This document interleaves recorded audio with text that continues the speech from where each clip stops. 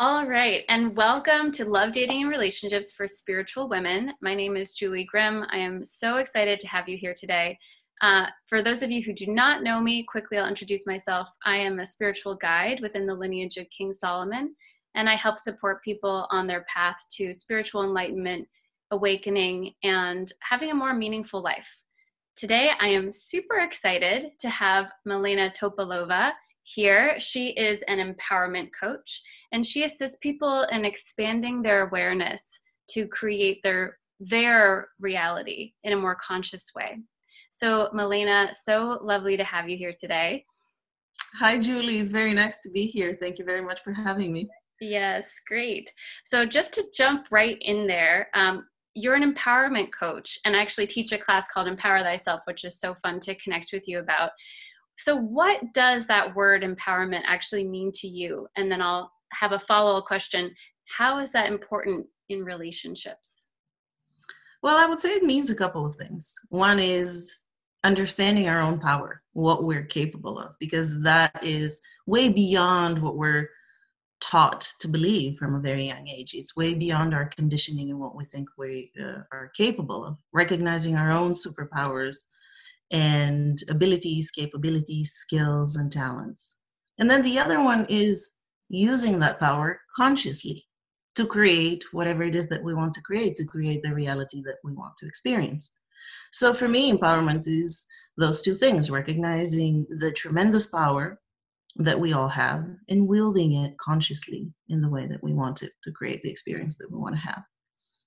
It's such an important theme right now. I see all around me you mentioned power and understanding our power consciously. I think so often, and then to bring it to dating too, people feel kind of at victim or at cause within relationships or just within their life.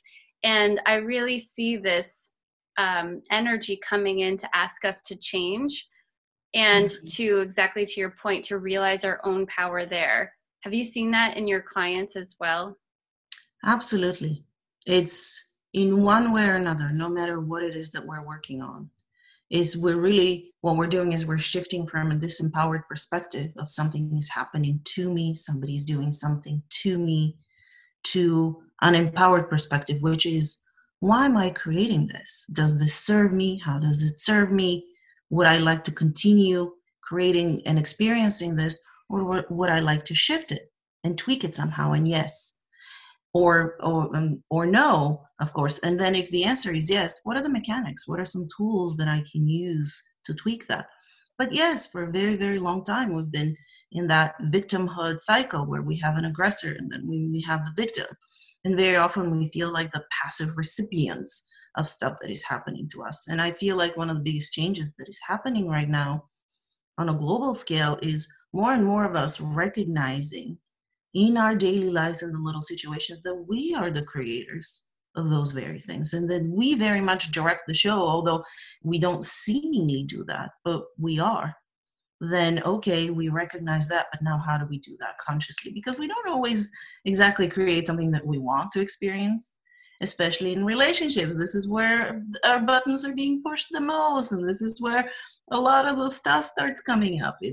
That's where we feel the most vulnerable and feel very exposed. That's where we have our guard up because we don't want to get hurt and all of those other things. So it's even harder sometimes for people to be really, truly empowered when it comes to relationships, because very often we have fears to do with others. Are we going to get hurt? How much are we willing to expose ourselves? And when we step into a place of, I am the one creating this reality, how do I do it consciously? Then it's a wonderful place to be, because you get to play and you get to create really joyous, wonderful interactions. And who wouldn't want that? So It sounds this is great. I right. want that. This is why we're here, to share more information, or at least to get the ball rolling in that. How do we do that? What are some of the tricks and tools and the mechanics and the things to look at within ourselves so that we can create the empowered relationships that we want to have with others, and not just intimate ones. That translates into any of our other relationships, whether it's relatives or friends, co-workers, people that you work with. so on and so Absolutely. forth. Absolutely. Well, you were talking, it reminded me, we're sometimes when I teach or when I ask myself, even, why am I here? What am I doing here? Why am I alive? What does it mean to be alive? One of the biggest answers that I hear from my students, and then also that I give myself, is Mm-hmm. that we're here to learn lessons. And when Mm-hmm. you were talking about, I'm creating my reality, and sometimes the reality that I'm creating is an aggressor, maybe an abuser, maybe a relationship that feels toxic or unhealthy. But when I start to become empowered, I realize I've created that. I've Mm-hmm. created that for myself. And one thing that I've seen for myself and others is that we can start to see, and I created that to learn. I created that experience. Maybe this was a lesson that my soul had to undergo in order to learn, oh, maybe don't create like that anymore. Maybe create something different next time. Mm-hmm. But absolutely, the first step I would say is that we need to see even Mm-hmm. that we've been the person creating that all along. Right. And if I may share, because it's like the thing with about learning, and we're here to learn. I've been kind of sitting with this for many, many years, and I used to kind of have that main focus. But over the last several years, I would say that has shifted for me a little bit, and I wanted to share that because to me it feels like more of remembrance who and what we actually are, the power that we have, what we came here to do. It feels like we already know, we're very clear, we've experienced a lot of those things, but we chose to forget and kind of narrow our focus for a period of time. And now is our time of awakening, of remembering. I don't think that that's very much new information to us about us.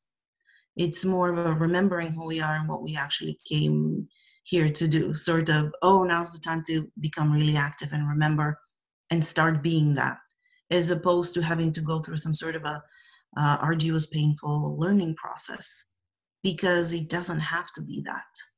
And I think the idea of suffering, even in relationships, has been very, very big. And that's something that I don't think we should strive toward. It doesn't make us better people. It doesn't make us heroes. It doesn't create wonderful interactions or relationships. It lowers our vibration. It doesn't raise it. So I would say just be careful of not really creating painful lessons for yourself, thinking that that's what you're you came here to do, because that kind of disables you more than gives you more power in that sense. So don't put yourself into negative, toxic situations just because you think you have something to learn. It's more like really empower yourself, remember who you are. And that means moving away from interactions like that, not seeking them. Yeah, I think that that's a really important point, especially with sort of the fixation on twin flames and soulmates that has arisen in the last, however many years, where a Mm, lot of that sort of we're destined to be together can actually keep you in a relationship that's really unhealthy, and not actually serving you, and where we become so fixated on the lesson, quote unquote, the lesson, that we actually don't mm, realize our divinity and our power to create new realities for ourselves that have nothing to do with whatever that old paradigm that we were navigating life from. mm-hmm. Yeah, that reminds me. Very recently, I worked with a couple of wonderful women, and they were kind of in that loop, in that cycle of toxicity in relationships. And I said, well, why do you keep going back to that relationship? What brings you back to it? Because it was one of those on and off relationships. Said, well, because it really pushes my buttons and shows me the stuff, brings up the stuff within me that I need to work on. And I said, okay, do you need that relationship? Is that the type of experience that you want? Do you want someone who continuously pushes your button, quote unquote, so that you believe that you need to work on yourself in that sense? And she looked at it and sat with it and said, no, I don't want to. And I said, well, are you ready to give yourself permission to not do that then and move into a different space? And it was in that sense, when they give themselves the answer, then that means that it's time for them and they're really ready to step out of it. Yeah. And And of that's course, then we go deeper into the reasons why we do that and clear some things that might be in her system in terms of beliefs about that. But I think it's also very much related to, yeah, we need to work on some stuff, and it's me, because we do our own work. We want to own our stuff. We want to work through, which is admirable. It's fantastic. It's amazing. And it really is about us. But one of the things that we need to work through is that we learn through suffering.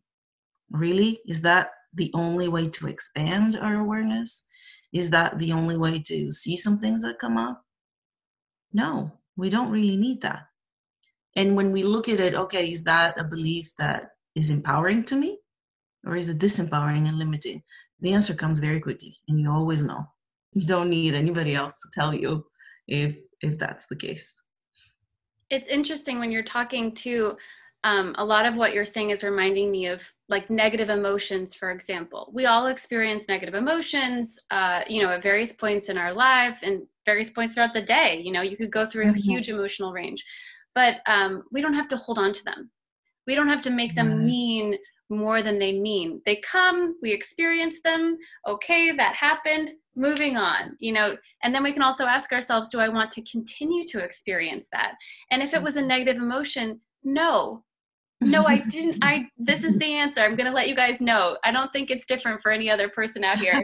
The answer is no, you don't want to continue to experience it. Because like you were saying, Milena, that's driving our energy, pulling our energy down, and actually causing us to be in a negative state, which nobody wants. Nobody truly wants.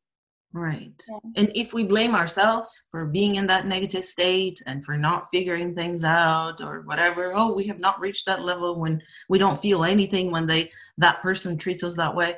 Well, I mean, that still keeps you low. It doesn't matter kind of who or what you blame or who you judge for that. Even if that's yourself, it still keeps you in a lower state. But to address what you were saying about the negative emotions, it's really, I feel like it's very interesting what we've been taught. Either suppress it, you don't feel it, or you lash out on the person. And then the thing that came over the years, oh, just punch a pillow, take a kickboxing class and just get it out of your system. But one of those things hurts us. The other one hurts another person and also hurts us. The third one is also kind of lashing out, but not onto the person. So it's better than the other two options. But what does it actually do? And what we need to do is really what you said. Allow it to express, experience it, feel it fully without analyzing it and going into the mental game that perpetuates it. But why and how and what and who?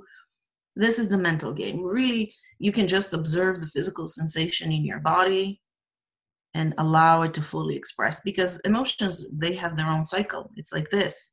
And when we don't want to experience one, we don't want to feel it, we do this and we start resisting. But what you resist persists and accumulates and accumulates. It only gets worse until you pay enough attention to allow it to fully express in your field. And to allow it to fully express doesn't mean do anything physically, take action.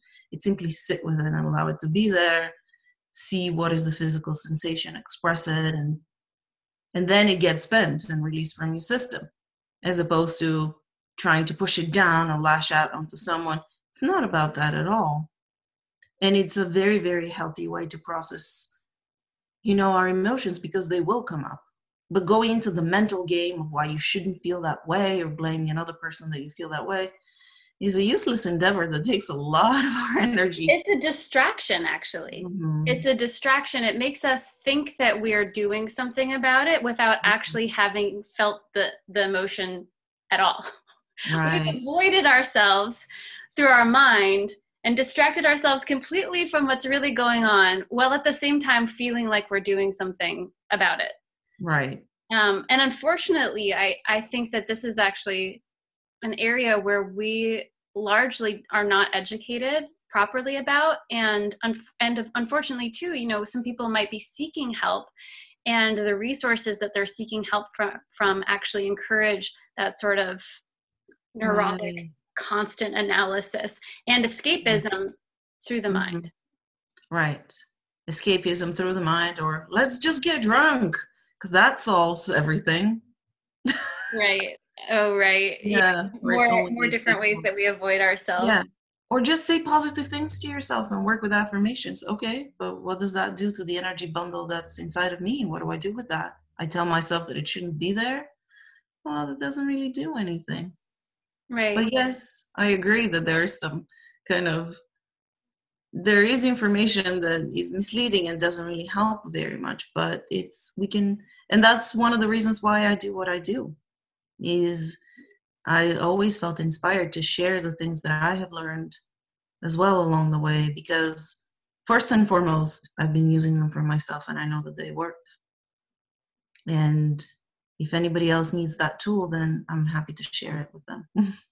And many people do need that. You know, we're talking about relationships here, and inability to responsibly handle your own emotions is probably one of the biggest issues that people have in relationships, where they're either not taking responsibility for their emotional state, so they're blaming somebody else, and essentially they don't want to deal with their energy package, like you called it, so they push their energy package on their spouse or their loved one or whoever, and they say, you did that. Right. Or like you were saying, they don't take responsibility for it by avoiding it and repressing it and not actually honoring how they feel at all. And, you know, honoring their ability to express and emote and to feel. And like you mentioned earlier, it doesn't go away.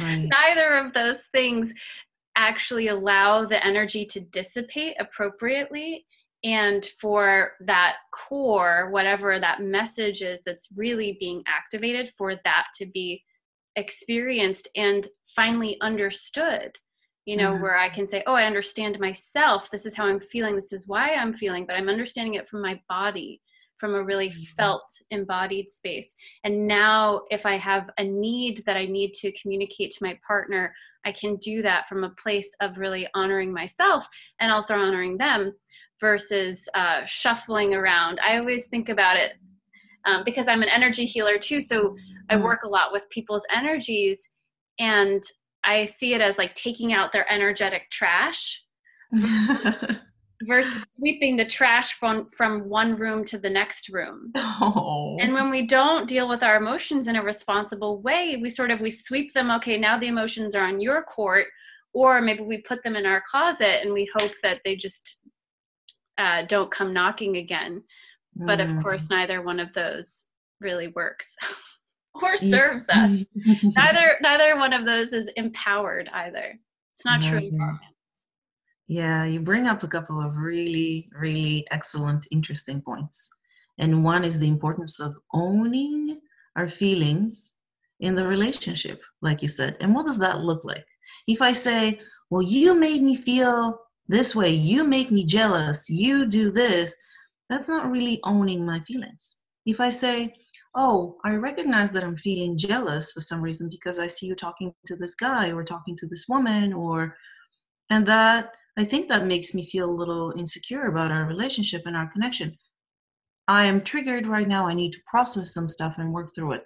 That's owning our feelings. Yes, you're letting your partner know what you're working with or what you're working through right now, but you're owning it instead of putting the blame on them. You are making me anything is not a way to own our feelings. And very often in relationships, that's exactly what we do. I have done it, multiple times in relationships in the past.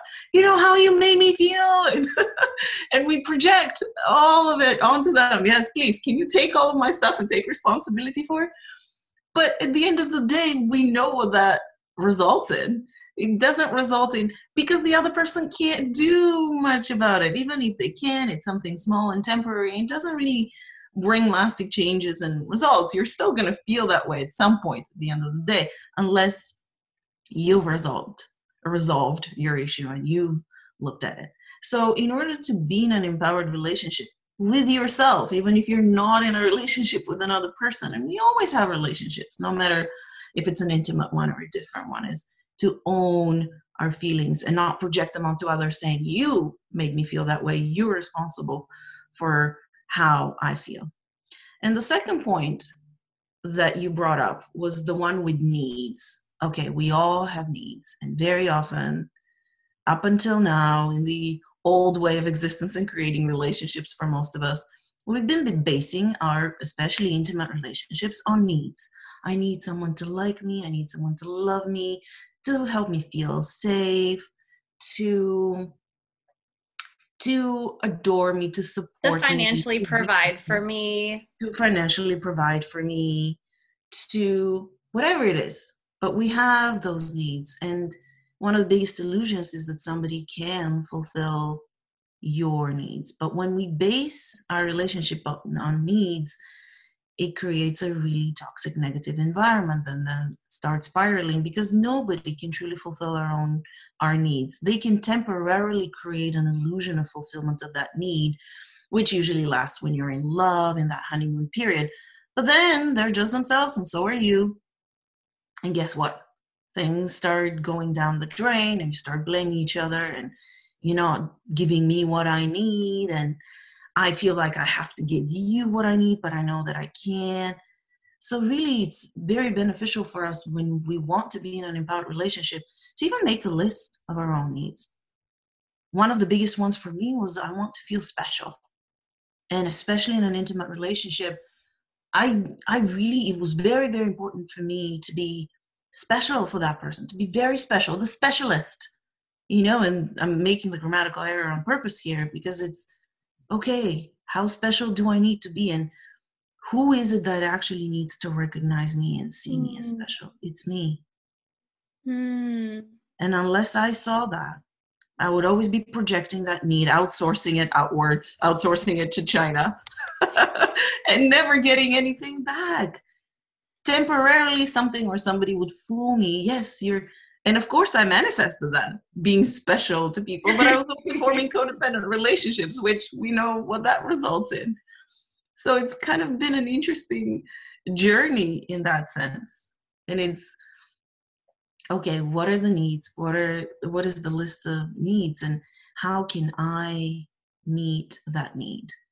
Because when you have two people who own their feelings, or at least they're doing conscious work to own their feelings and to fulfill their own needs, then they can have a really positive, empowered, loving interaction, because everybody's taking care of their own stuff, but they're doing it together because they enjoy each other, because it's fun, because it's exciting, because it's interesting, not because there's a need that is being fulfilled, not because I need someone to do something for me, or because I want to project my feelings onto them. And I always tell people, run away from the person that tells you that they want to make you happy, because that means that they're subscribing to that belief, to that game, that somebody can actually make you happy. Is that actually truly possible? Or is that something that you discover for yourself, and you recognize that that's a state of being, that's a choice at any given moment? Or something that you share, because I love what you're saying here. I love this exercise. I think I'm going to go do it, actually, where I write down all of my needs. But we have so much that we can create for ourselves, and ultimately it all comes from within, 100%. And yet we are relationship oriented beings.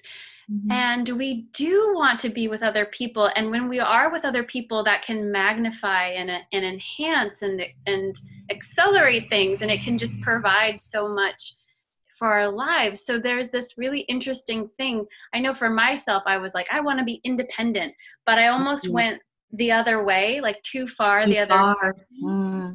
And so I love this exercise of, maybe I need joy and I need play. I know for me, I need play. Like, that's a big, if it's not fun, if I don't feel like I'm playing, at a certain point, I'm kind of like, I'm not sure. I'm not bought into this. Is this a good idea, guys? I don't know. And sometimes that I can play on my own, but I want to do that with other people. That's where I feel really fulfilled. But there is this balance point that I always need to find, I know for myself, where it's like, okay, do I feel like I'm not able to provide this for myself, and why not? Do I need to always constantly use somebody else to have this experience? And if so, this is something for me to look at, definitely. Mhm. But I think it's what you're talking about is a really big shift for us as a whole in looking at what to found our relations on. Like, what is that foundation? Is the foundation meeting each other's needs that the other one feels incompetent to meet on their own? Mhm. Basically coming to each other from a sense of lack and not a Mhm. sense of wholeness? Or are we coming together actually for some other purpose? Yeah. Well, let's look at it. Let's have a potential situation and we can pretend that, I want to be in a relationship with you, let's say. And I say, well, I've been hurt so much. I really need someone to truly love me for who I am. And I just for once want to feel safe, and I really need that love and support. Or I can say, so that's kind of the disempowered state. Obviously, anybody can pick up on it very, very quickly, is because I'm not self-sufficient. I need someone. And then the other one is, yeah, I have some issues. I'm working through them. It's been really fun. I've created a lot of very fun experiences and not so fun in my entire life. But I find you really interesting and very exciting. And oh my God, when you talked about that, that really resonated with me. And I really want to play with you. Do you want to go do this together? It sounds like an awesome, exciting idea. You see, that's the difference in that relationship. It's not that I'm dependent and needing, or even if I do, I am going to take care of that. But that doesn't mean I have to be alone. I can play with all kinds of players and connect with a lot of different people, but do it because it's interesting, exciting, empowering, inspiring, and because I love playing with others and interacting with others, not because I need to and my life depends on it and I can't be okay without them. It's not that I need to be with you, but I want to be with you because I find you very interesting, or simply because I find you beautiful and looking at you raises my vibration, for example. And it's Likewise. but it can be as simple as that. So that's the vantage point. And of course, we want to interact with others because we are a collective species. At an energetic level, there is a connection among all of us, and we are together. We co create our reality, and intuitively, we know that. And intuitively, we know that the more we get together with the same focused intent, the more powerful we become. That power grows exponentially. Yes, hey, you want to create a new reality where we don't have to work for money and we can live on the planet for free? Yeah, let's do this. That sounds amazing. And why not do that? We don't have to work and we don't have to pay and we don't have to pay for water, or there's free energy. Do you want to put our minds together and our energy to create that? Yeah, that sounds amazing. Why not do that? Not because it's the end of the world and we can't, but because we recognize our connection and the exponential growth of our co-creative power when we play together and when we have the same desires and intents to create. And we're going back to that natural state of being, of connectedness with each other.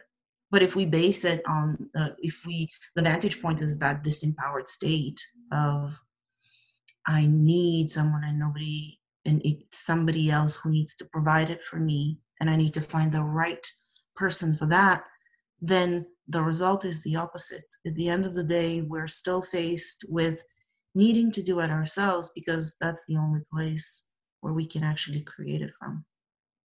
And that's probably connected to one of those things that is in every movie and every children's book about relationships when we're young kids, is the one, finding the one. Well, there's about 8 billion ones, and you're one of them. You are the one. And what do we see in movies? You complete me, my other half. Oh my goodness, peeps. There's no halves. You're whole. Look at you. You're not half a body. You're not half a soul. You're not half of anything. You're perfect, whole, and complete by yourself. That doesn't mean you don't get to play and connect with others. But half means, oh my God, a huge part of me is missing and I need to fill that void. How much of a disempowered state is that? And now we're recognizing, I have found the one. They're right here. Now who do I want to play with? Because it's fun. I see what you're saying too when I'm tuning into it. It takes a lot of pressure off of the relationship.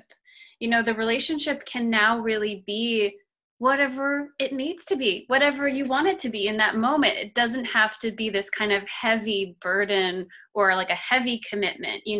Maybe you're still committing to somebody, but it's this light and optimistic and excited. What's this future that we're building together versus, an obligation of I'm showing up for you, I'm going to do XYZ, you're showing up for me, you're going to do whatever, sign at the bottom, sign at the dotted line. With your blood. Yeah. And then, 10 years later, you wonder why it didn't work out or however it goes. So it's, it's a really different energy for relationships, what you're talking about. This reminds me of this really, really, and I don't want to mention names because I don't want to turn this into that, but a very, very famous life coach. Probably the top of the lollipop, as I call it. And it's extremely expensive. Millions of people follow their work. And one of the things I didn't know about this person up until 2-3 years ago, and I started coming across. And one of the things that they were doing with relationships is really putting the responsibility on the other person to fulfill their needs. You need to fulfill her needs, and she needs to fulfill your needs. Otherwise, this relationship is not going to work. And I'm thinking, what? Is this the most empowering message that we have to share with people? They're doomed if that's what we're teaching them and trying to tell them. And another one was, they were both saying, him and his wife, is if there's no pain, there's no love. Where there's love, there's pain. I'm thinking, no, don't tell people that. This is why they suffer. And people don't buy this BS because it's not true, really. Let's go and get stuck in relationships that are painful, and let me try to satisfy my partner's every need, and it's their job to satisfy my every need. And this is the highest ticket person that promotes empowerment, especially when it comes to relationships.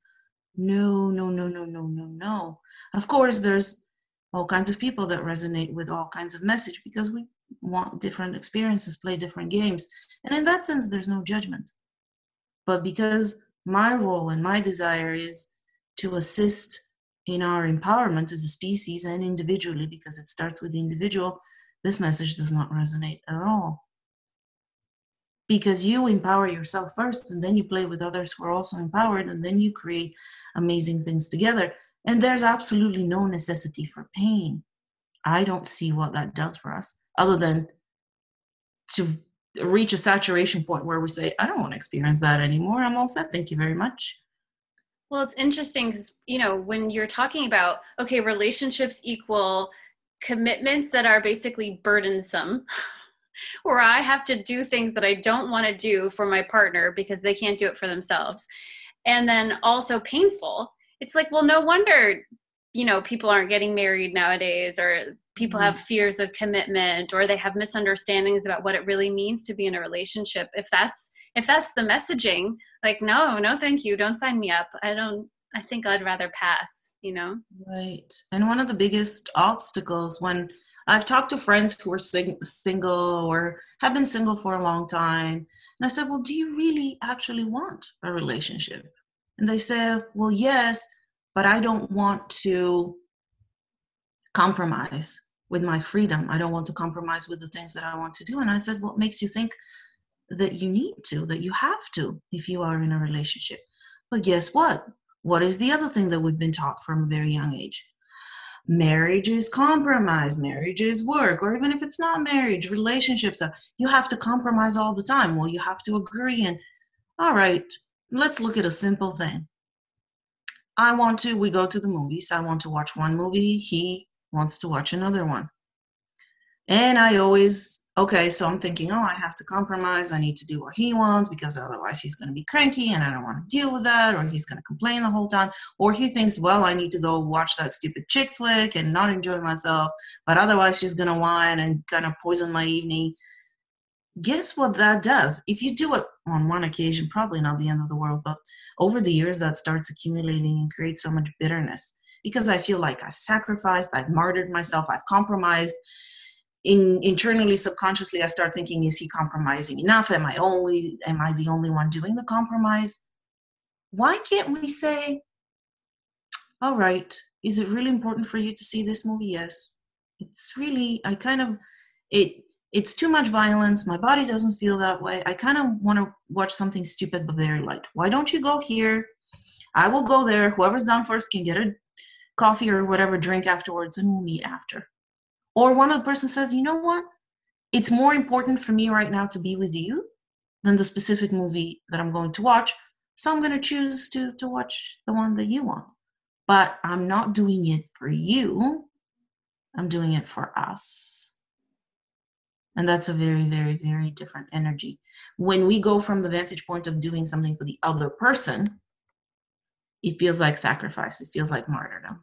But when I say, am I willing to do it for us? Then I'm including myself in that equation. I'm not separating us in that sense. And I'm happy and I've made a conscious choice whether I want to do something for us. And if the answer is no, then I don't do it. Now, very often we're afraid, but what is the other person going to say if I don't compromise? And then they're afraid of your reaction. What are you going to say if they don't compromise? That's something that, it can be a process, but we can gradually learn to not go into it because it creates bitterness, it creates resentment at the end of the day. And it's not the other person's responsibility because you chose to compromise. They didn't put a gun to your head and said, you need to do it. We chose, but then we expect them to do the same. And it just, we know how it goes from Yeah. there. So I mean, also, it's really that understanding of compromise and then also sacrifice is really related to that codependency because why are we afraid of their response? If I'm an independent person, I shouldn't be afraid of anybody's response.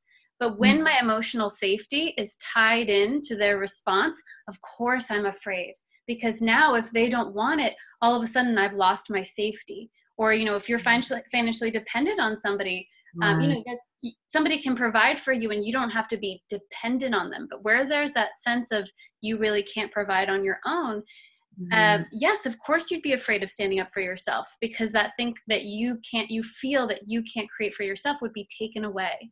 So when we become independent, we can say, okay, I actually don't want to compromise. And that's where you were talking about two empowered people coming together and sort of playing and creating and allowing their energies to flow and move and create what's needed versus these interdependencies that are actually very toxic and unhealthy. But if you're not really doing we don't have to be perfect beings, but if you're not taking that time to understand where your codependencies, where your hooks are, then you won't really be able to see, oh, this is where I'm actually like repressing my emotions, how I feel.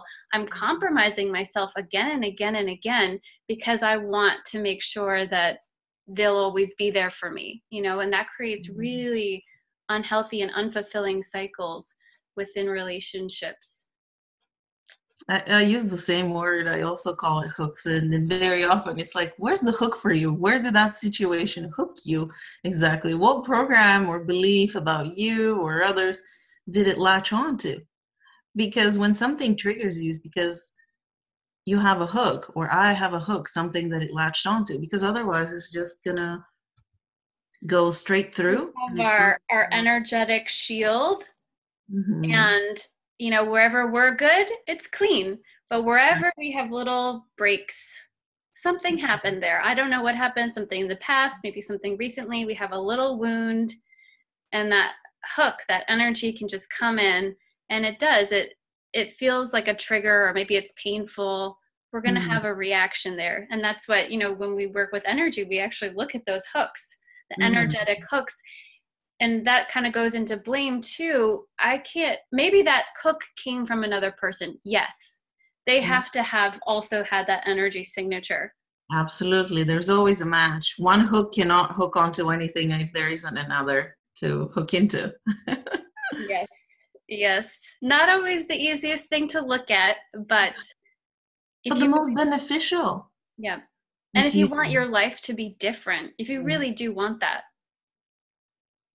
One of the biggest unfoldments, transformations, shifts, empowerment are looking at what feels the most uncomfortable.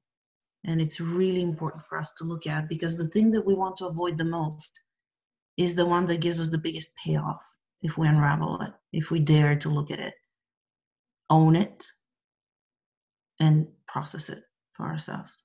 It is the biggest payoff. So every time we feel resistant to look at something that is uncomfortable for us, scary, painful, whatever it is, know that that's what is going to give you the biggest yield. And that can probably kind of nudge us a little bit more in that direction. Okay, let's look at it. Because you will. You might need 55 times to go through very similar situations to do that, but eventually you will. And, if you're not ready now, you can wait for 25 more times and then look at it. But there's no way that you'll escape that anyway. So in one way or another, you're going to see and face what you need to, because it's within you. But it's also extremely beneficial and liberating when you do, and you're thinking, oh my God, why didn't I do that sooner? It feels amazing. What was I so afraid of? It's really good. And when we're talking about relationships and toxicity and projections from others, that does happen very often, and sometimes consciously and sometimes subconsciously from our partners, for example. But one of the things is, you don't love me. If you don't do this, you don't love me, or you don't care about me. And that gets us hooked, because we're loving, caring people, and we feel like we need to prove, no, of course I love you. And then, well, if you love me, you're going to stay with me and you're going to be with me. Now, is that really true? Because if we truly love them, we're going to give them the opportunity to look at and resolve their own things. We don't and cannot play the role of the savior. But we also love ourselves to know that, no, I love you very much and I'll always love you. But that doesn't mean that we're good for each other. And that doesn't mean that me subjecting myself to this is helpful to me or you, because they're not learning about the consequences of their behavior, and you're martyring yourself and resenting them for it. A huge So lesson there. that doesn't mean I love every single person that I've ever been with. I still do. I have love for them. That doesn't mean that it would have been a good choice to continue being with them, for example. These are two very different things. And another thing that I talked about in my recent video, and you and I were chatting beforehand, how it was very funny that we decided synchronistic to talk about these things right at that time, was that true love equals accepting everything and staying with this person and trying to help them no matter what is going on in their relationship or what they're going through. That's not actually really true. We are subjecting ourselves to something that is painful. It doesn't really help the other person, because they're perfectly capable of helping themselves if they choose to do that, and creates more toxicity in the relationship and more bitterness that then you will need to free and process somehow. We don't have to do that anymore. We are ready to step into that awareness and take the responsibility. My meeting of my own needs, my emotional, mental health is my responsibility. And if this means removing myself from that situation, then it's my job to do that, regardless of what anybody else around me might think about it. It's my job, and I can't blame the other person for treating me the way that they did if I chose to stay with them. And actually, sacrifice, you've mentioned it a few times too, everything that you're saying. Sacrifice doesn't mean sacrificing yourself. Mm-hmm. You sacrifice. I studied the Kabbalah through the mystery school quite a few times now, and there's this middle point. It's the study of the tree of life. There's this middle point which corresponds to sacrifice. And one of the main teachings there is about what is true sacrifice, because you've mentioned it a few times now about martyrdom. We have this understanding that sacrifice is about actually hurting yourself or compromising. We could use the word compromise, but sacrifice is sacrificing, letting go of the lesser to achieve the higher. And we're looking here higher and lower from a spiritual perspective, so energetically higher. And it's not about even good or bad. Like, those words don't even really apply. It's not even about right or wrong. It's simply about what's the highest good for all, the highest benefit. Where's the higher energy? And sacrificing yourself will never be the highest energy. Right. You know, we've got Exactly. everything every message here is about personal empowerment, which is Mhm. actually about taking care of yourself, really honoring yourself. Self-sacrificing is the opposite energy of all of that, and it's Absolutely. never the key. And when we start looking at us as a whole, if every part of the whole took really good care of themselves and is well, what happens to the whole? We're really, really, really well. We And if don't get coronavirus. No, and if fingers. I and if I neglect myself to try and help others and take care of others, first I'm telling them they're not capable of doing it themselves. And second, I'm not taking care of me, which means I'm putting negative energy into the whole. We're still connected, we're not disconnected. So am I actually helping the whole, like you said, that higher perspective, all of us? Not really. So where's that fine balance in looking at us? Is this good for us? Is taking care of my needs and replenishing so that I can even increase my capacity afterwards? Absolutely. Is that good for the whole? Then yes, I'm going to do that. And I think we're moving toward that perspective of seeing ourselves as a collective and acting like that, creating from that perspective. And one of the things that is just coming up is competition when it comes to relationships. Like it wants to be addressed, especially when it comes to women, because one of the biggest disempowering programs for women, and women are extremely powerful, especially if you get, two, three more women together, that power is just, I get chills as I'm even just tapping into that energy. Is something magical and amazing and tremendous. But guess what? So that we don't become more powerful, there had to be a program implemented so that the patriarchy could, function for 10,000 years. Something had to be implemented to keep women separated, to keep them apart, to keep them. And that's when that female competition program was installed.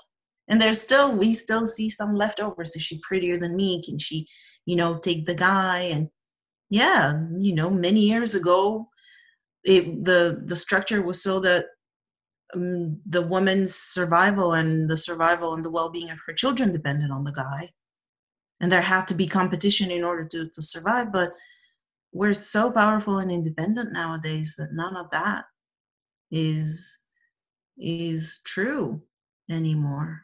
I always like to say, women are the prize. You're the prize. You're not running the race. The race is being run to you. You're the finish line.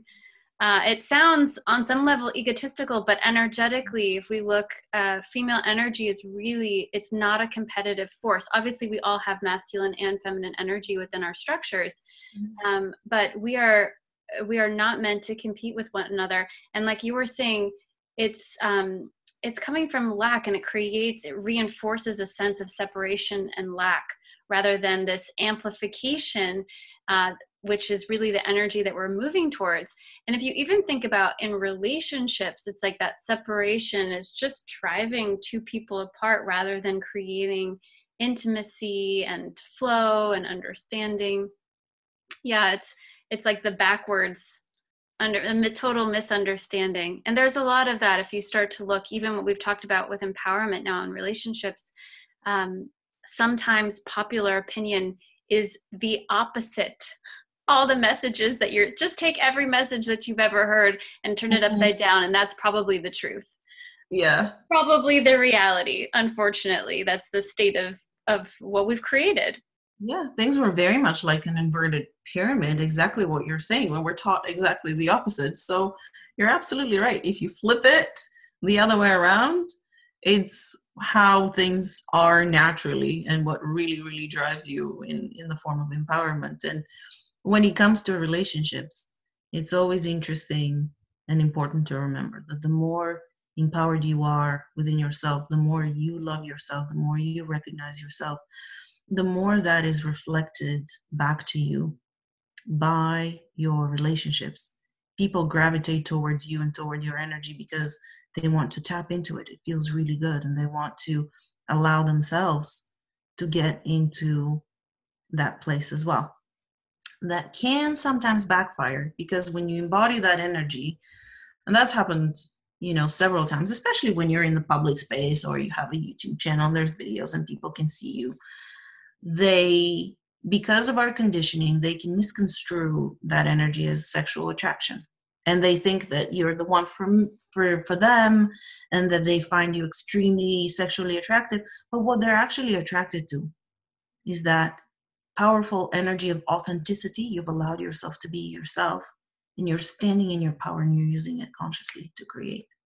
And because it's our natural state of being, there's this subconscious yearning and longing to go back to that.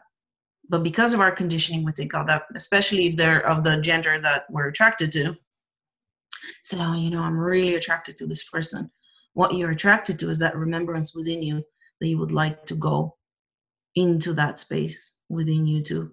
So when you are attracted to someone, it's important to scan and look and see, what is it that I find so attractive about them? And then you can find a lot about yourself. Am I looking to create codependence? Am I attracted to their energy, their freedom, how empowered they are?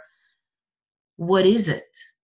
Because we gravitate toward people whose energy we want to map to and we feel like we're lacking, so that we can integrate it within ourselves as well. And that's a really interesting process of discovery that we get to experience when we are in relationships with people, no matter what we've created within it. I love that. It's true. It's so true. Maybe more too for people who are watching, who are healers and have that calling, because there is a certain magnetism to your heart being open and that authenticity, like you were saying, and people are drawn to it, and they should be drawn to it. It's like, it's the light, it's flow, it's abundance, it's love, it's everything that the world needs and wants. But having that discernment and clarity, okay, what type of relationship is this? Is this a friendship, or is this a partnership, a lover, an intimate relationships?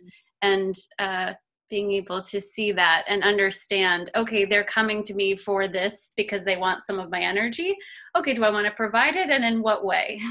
What works here? Great. So kind of wrapping up, but I would like to hear if you had somebody who's listening, or maybe they've become aware through this conversation that they have had disempowered relationships. Maybe they haven't shown up in a really empowered way, but they want to start to create that next step for themselves.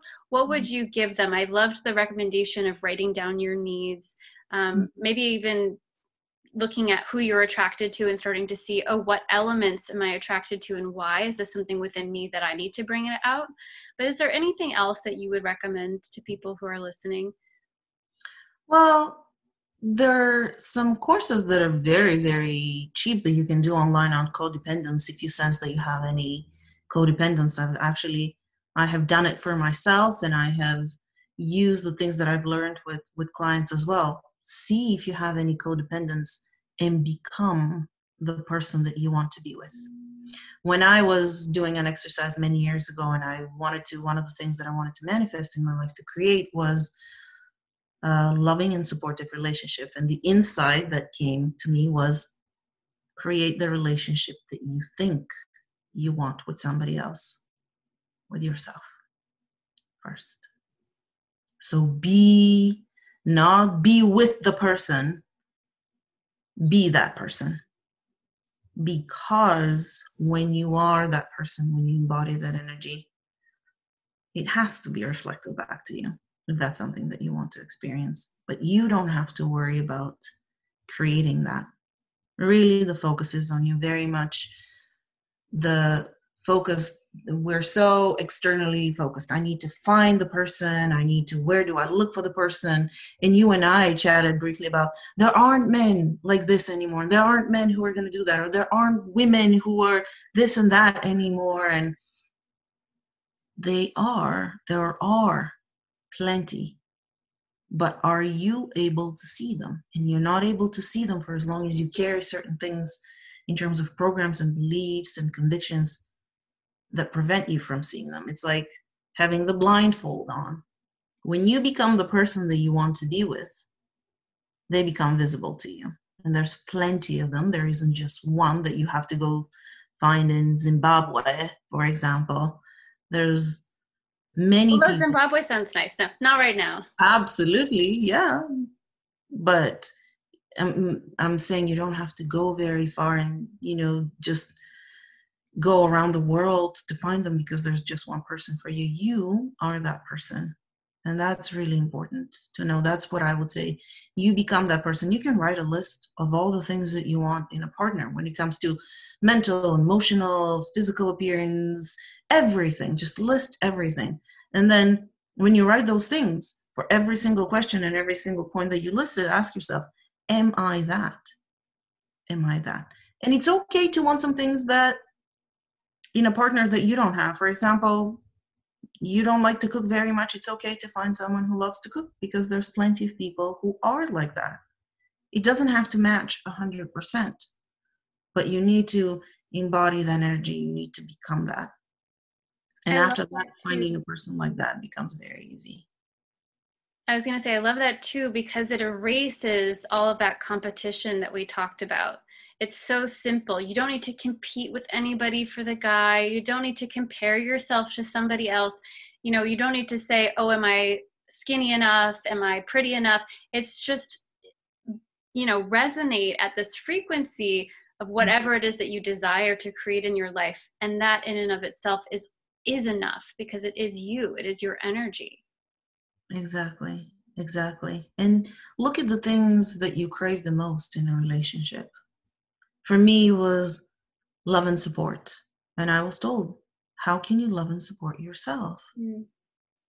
And one of the biggest messages also for me this year was, make sure that you embody that relationship thing with yourself. Treat yourself at every moment in your life the way you'd like to be treated by others. Because for me, it's easy to treat others that way. It's not so easy to treat myself that way. I'm harder on myself. I have more expectations for myself. Well, why am I not willing to give myself the same amount of love and respect and understanding and space and non-judgment that I'm willing to give others? I need to embody that, and then none of those needs will be projected outward, and then I don't have to be bitter about not receiving it from the outside. It can't come from there. And it's the same thing with creating our reality. It's the same thing with creating our relationships. You are the center of the universe, not in an egotistical type of way, but the way we create, it's from the inward out, not the other way around. When we recognize that fundamental principle and we take care of our internal world and we start with us, we look at us, then it becomes very easy and joyful, and it feels like play to create an experience in the outer world, as opposed to feeling like the outer that we have no control over determines how we feel. It's not like that at all. Never has been, actually. I love that. Or even putting the relationship in the center and putting ourselves off to the side. No, you're in the center. The relationship is part of that, but you're right there, and taking care of yourself is an integral part of taking care of the relationship, whether Exactly. that's a future relationship or current. Yeah. That whole thing that we were talking about, the I love us. that.